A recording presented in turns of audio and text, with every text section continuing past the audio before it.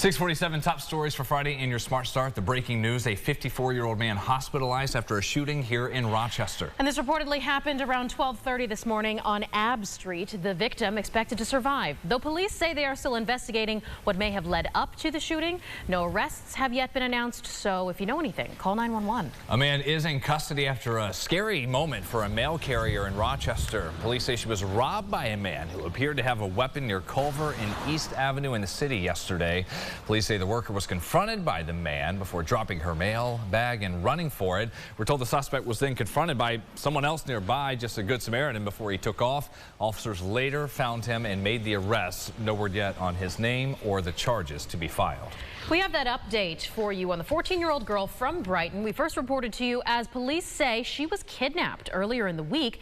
Charges now filed against a New York City man. Police say 40-year-old Serdar Osman took that girl, brought her to the Bronx, and she was found alone inside of an apartment there. Police say that they were able to track a cell phone to that location.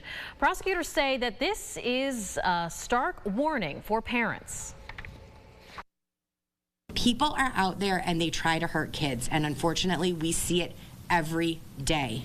And you can put your head on the pillow and pretend it doesn't happen, but it does, and this is a perfect example of it. And so the message that you should take away today is, if anything else, we have this wonderful recovery of a child, but have the conversation with your kid tonight. A grand jury investigation will be forthcoming as Osman faces up to 25 years to life in prison. East High is going back into the umbrella of the Rochester City School District after a tight vote by the school board that was 4-3, dissolving the Educational Partnership Organization, EPO, between the U of R and East. This goes back to 2014. Previously, staff with the EPO noted graduation rates did go up from 33% to 80% in 4 years, and the dropout rate went from 41% to 12% after U of R took over. The board explains paying to keep this partnership today is not feasible. And while district leaders point to what else is important after this decision.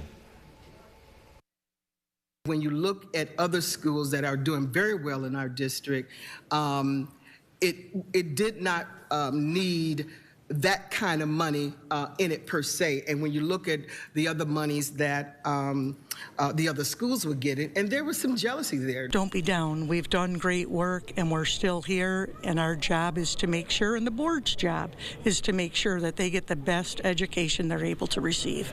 I believe we have to find the positive in it and look forward to what are we going to do to make this a success in the future. Officially, the EPO will end after the next school year. The super explains they'll continue to have meetings to go over how to smoothly transition. We did reach out to the U of R for a formal response. We're told that is coming later this morning. The first legal sales of cannabis in Ontario County will start in a little more than 24 hours. High Points Dispensary opening its doors in Geneva following months of back and forth with the state. As we have previously reported, this business was one of the first in New York to get a license to open, but that was nearly a year ago. The owner says the state did not sign off on its final certification, certainly causing some delays and consternation there. That was up until last month. The Office of Cannabis Management was also held up with lawsuits that were prohibiting the issuing of licenses in part of the state that did include the Finger Lakes.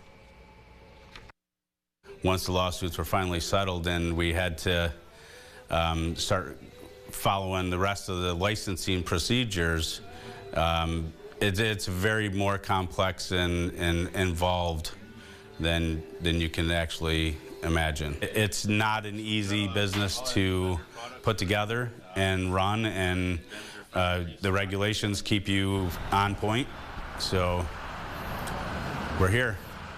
Well, as we mentioned, High Points opens tomorrow, those hours 10 to 8, and they will be open every Monday through Saturday.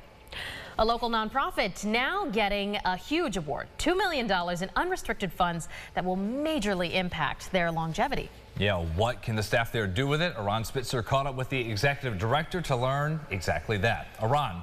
Yes, Connected Community is an organization that serves the Emma and Beechwood neighborhoods and works to break the poverty cycle, received the $2 million through Mackenzie Scott's Yield Giving Open Call. To receive the funds, the nonprofit had to make the case for the money, no strings attached, by going through a review process with 6,000 other organizations nationally.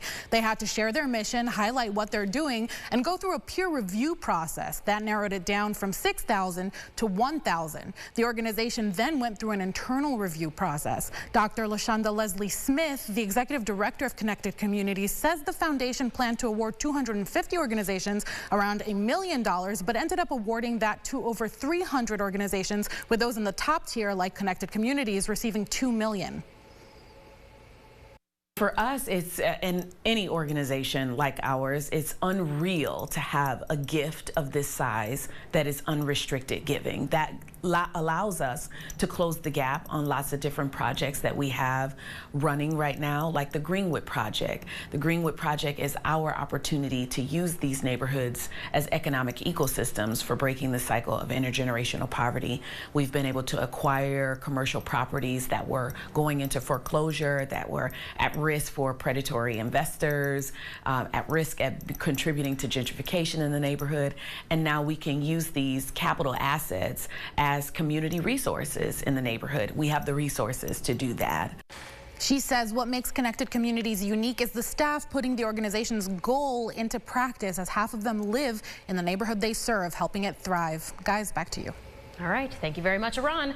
Well, if you're trying to make those spring break plans, maybe headed to the Seneca Park Zoo, things are going to look a little different. As soon as you walk through the gates, the zoo is tearing down some of its natural playground. It's not going to go away completely, though. At this point, they say some pieces, they just have to be taken down for wear and tear, and they don't want any of the kids to get hurt. The temporary play area is a placeholder for the new Tropics complex. No timeline on when that project may actually begin, but yeah, maybe head over to the Seneca Park Zoo for Easter. On ice, the RIT men's hockey team in the NCAA Tournament, just the 4th time in program history, taking on the second-ranked team in their bracket, Boston. Boston has 14 NHL draft picks there. RIT was in a hole early, only down 1 heading into the second period, though. The Tigers can't hold on. They end up losing this one 6-3, so they don't move on. There will be no championship, but they are still proud of what they did so far. I think I'm more proud of the boys in that locker room and what we accomplished this year and the fight we gave tonight. You know, you look at that score, it's not a 6-3 game. We had plenty of chances, so so proud of this group in that locker room there. And at the end of the day, we're champions, so we're gonna hold that with pride. March Madness upsets last night. Arizona is done, so too North Carolina. The Sweet 16 continues again tonight here on News 8 with more tip-offs. 7:09, number 2 seed Marquette taking on the 11 seed NC State Wolfpack. Half hour after that, a big game. Houston, a number 1 seed, taking on the number 4 seeded Duke Blue Devils, all here on News 8. And the Red Wings season starts today. They will not be at Innovative Field, though. That is Tuesday. Today they're playing in Syracuse, starting the season off. But when they do eventually get back home, General Manager Dan Mason has once again given his 50-degree guarantee. If the weather does not reach 50 degrees on opening day during the game, fans can redeem their tickets for any other home game in April or May. Mason's been doing this since 2017, but he's only gotten the forecast right twice.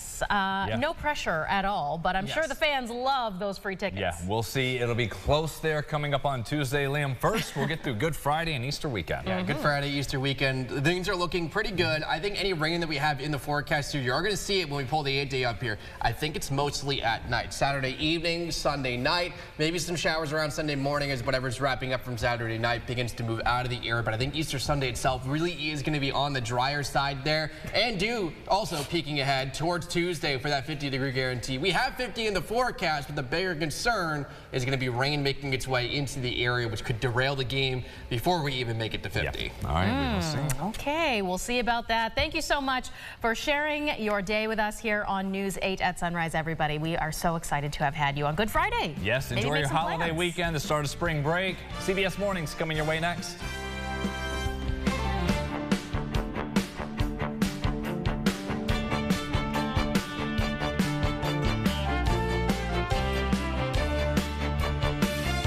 Follow News 8 wherever you are on RochesterFirst.com, Facebook, Twitter, and on our app for news and weather.